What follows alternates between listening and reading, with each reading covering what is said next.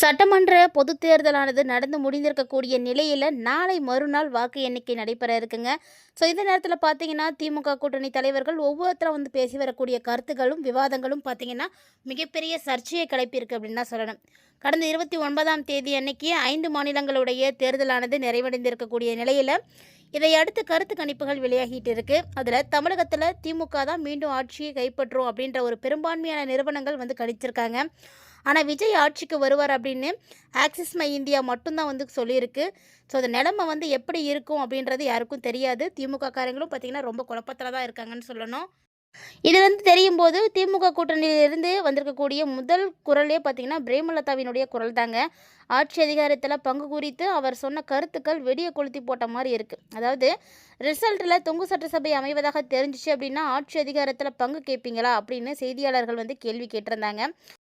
அதுக்கு அவங்க என்ன சொல்லியிருக்காங்கன்னா, தேர்தல் களத்தில் எல்லாருமே சிறப்பாக பணியாற்றியிருக்கோம். இந்த கேள்விக்கு வரக்கூடிய 4ஆம் தேதிக்கு அப்புறம் தான் பதில் வந்து சொல்ல முடியும் அப்படின்னு சொல்லியிருந்தாங்க.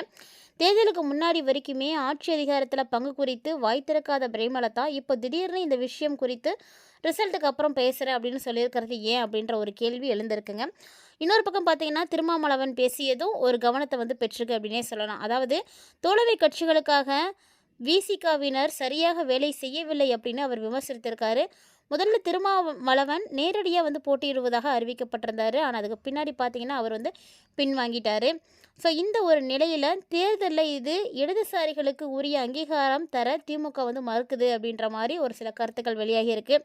ஸோ மாற்றம் வேண்டும் அப்படின்ற மிகப்பெரிய எழுச்சி அரசியலில் புரிந்துணர்வு இளைஞர்களிடம் ஏற்பட்டிருக்கு அப்படின்னே சொல்லணும். இது வரவேற்கத்தக்கது தான், பாராட்டத்தக்கது தான் அப்படின்னு பேசியிருக்காங்க. அப்படின்னா விஜய் காரணியை வந்து சிபிஎம் வெளிப்படையாகவே வந்து வரவேற்குதா, விஜயை வந்து ஆதரிக்குதா அப்படின்ற ஒரு கேள்வியும் கூடவே வந்து எழுந்திருக்குன்னு தான் சொல்லணும். இது போக காங்கிரஸ் தன்னுடைய பங்குக்கு ஒரு சில விஷயங்கள் வந்து செய்துட்ருக்கு.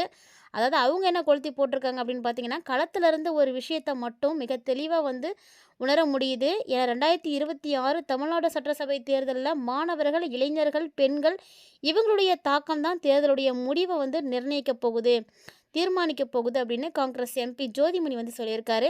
ஸோ இப்படி வரிசையாக கூட்டணி தலைவர்கள் பேசியிருக்கிறது. அடுத்து திமுக ஆட்சி அமையுது அப்படின்னா அந்த ஆட்சியில் கூட்டணி கட்சிகளுக்கு பங்கு இருக்கணும் அப்படின்றத வலியுறுத்துறத மாதிரி தான் அவங்க பேசியிருக்காங்க. ஸோ பொறுத்திருந்து தான் பார்க்கணும் என்ன நடக்க போகுது அப்படின்றத. ஏன்னா தேர்தல் ரிசல்ட்டுக்காக தான் ஒட்டுமொத்த தமிழ்நாடுமே வந்து காத்துட்ருக்கு. இந்த நிலையில் திருமாவளவன் பேசியிருக்கக்கூடிய விஷயம் பார்த்திங்கன்னா விவாதங்களை வந்து தூண்டுற மாதிரி இருக்குது.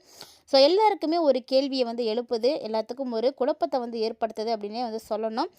அதாவது ஒரு சில நேரங்களில் ஒரு சில கூட்டணி கட்சிகள் களமிறங்கி இருக்கக்கூடிய நிலையில் விடுதலை சிறுத்தை கட்சி அதாவது தொடக்கத்தில் இருந்தே கடும் அதிருப்தியில் தான் இருந்துகிட்டு இருக்கு. குறிப்பாக சீட்டு ஒதுக்கீடு விஷயம், இன்னும் மற்ற கட்சிகளை விட கூடுதல் சீட்டு கொடுக்கப்பட்டிருந்தாலுமே கூட திருமாவளவன் பெரிய அளவில் வந்து திருப்தி அடைஞ்சிருக்க மாட்டார்.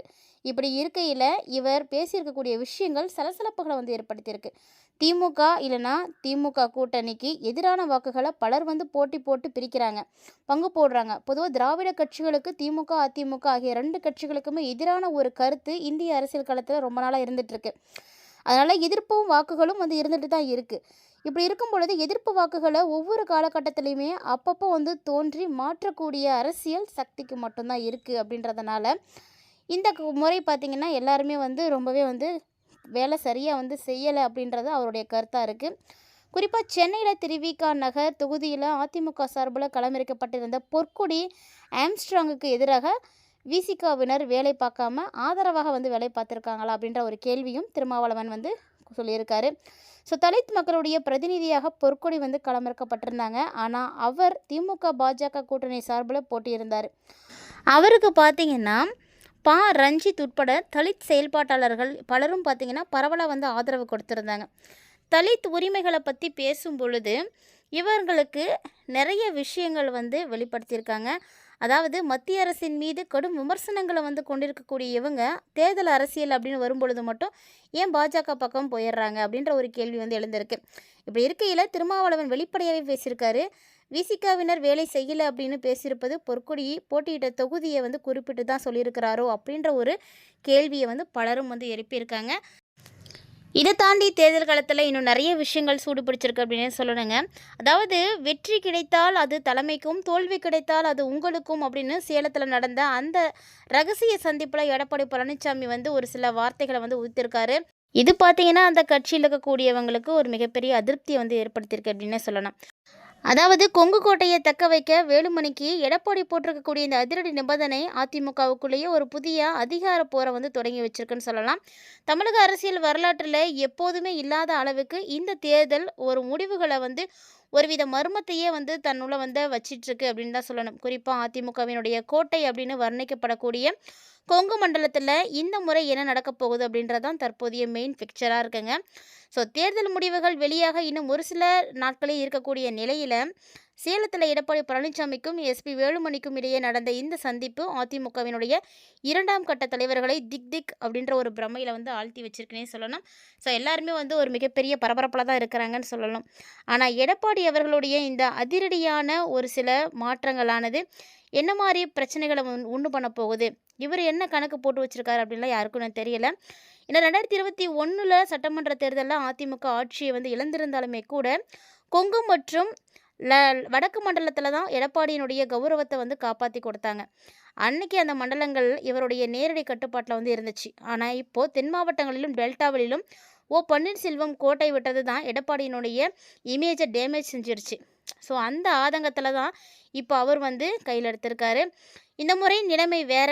கொங்கு மண்டல தேர்தல் பணிகளை எஸ்பி வேலுமணி கிட்ட வந்து முழுமையாக வந்து ஒப்படைச்சிட்டாரு. ஒப்படைச்சதோட மட்டும் இல்லாமல் ஒரு கராரான நிபந்தனையும் வந்து வச்சுருக்காருங்க. அதாவது வெற்றி கிடைத்தால் அது தலைமைக்கு, ஒருவேளை அங்கே சறுக்கல் ஏற்பட்டுருச்சு அப்படின்னா அதுக்கு நீங்கள் தான் முழு பொறுப்பு ஏற்றுக்கணும் அப்படின்னு எடப்பாடி வந்து ஒரு கண்டிஷனை வந்து போட்டிருக்காரு. ஸோ இந்த கண்டிஷன் எந்த அளவுக்கு வந்து வேலுமணியை வந்து பாதிச்சிருக்கு அப்படின்றத தெரியல.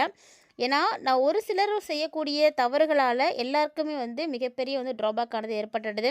ஸோ அதிமுகவினுடைய ஹாட் டாப்பிக்காகவே இதுதாங்க போயிட்டுருக்கு.